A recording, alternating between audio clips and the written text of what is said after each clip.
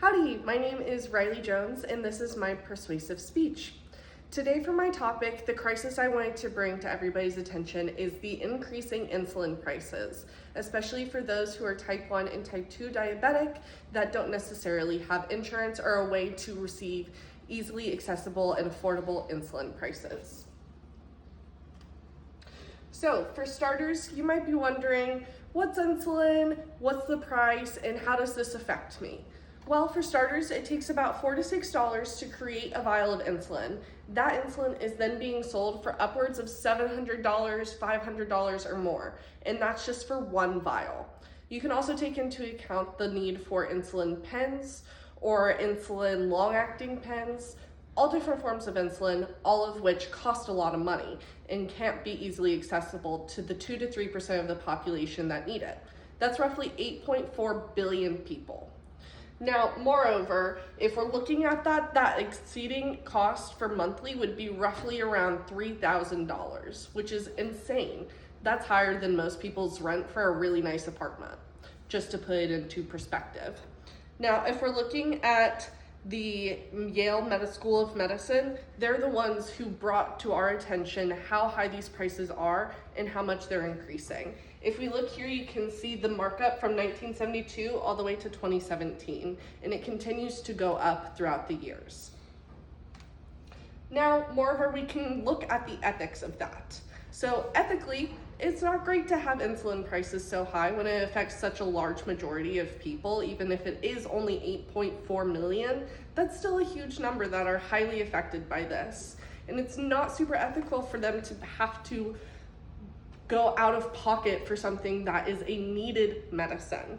Now, if we look at the difference between type 1 and type 2, that does affect how insulin is needed. As described in the diabetes.org basic differences from type 1 and type 2 by Diabetes UK, type 1 is considered an insulin dependency versus type 2 is an insulin deficiency. So for type 2, it varies a little bit. You could use a medication such as a pill or supplement. Versus type 1, insulin is needed. So again, that price affects that population more.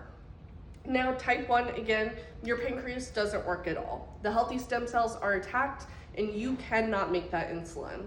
So for those who don't have medical insurance, those prices continue to skyrocket, and it's very imperative that we have affordable options for those who can't afford health insurance or it's not offered by the companies they might work for.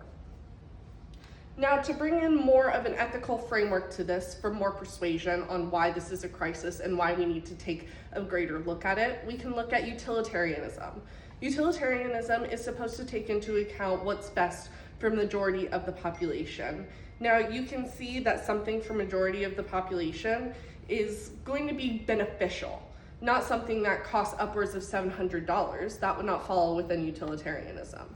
Now, we can look here that the definition is distributive justice, refers to extent to which society's institutions ensure the benefits and burdens are distributed among society's members in ways that are fair and just.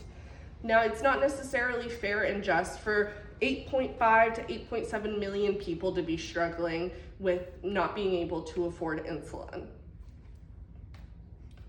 Moreover, we need to take a call to action. We need to move to lower insulin prices.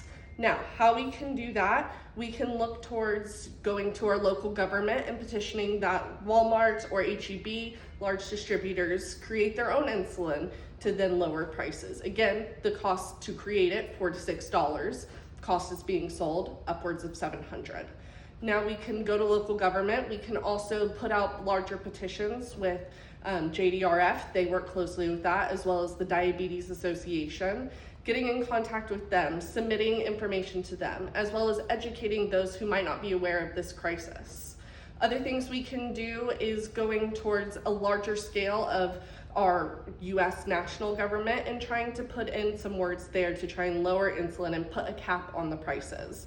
Now, I do know that there are some forms of caps being currently put on by the current administration, but there's still fluctuation within that needs to be pushed for on a larger scale. In conclusion, what we need to do is work together as a group to have this crisis taken into account so that 8.5 million Americans can afford insulin, and we're not losing people because of this. Insulin is a medicine that is absolutely 100% needed and needs to be lower. Thank you so much for listening to my speech. Have a good one.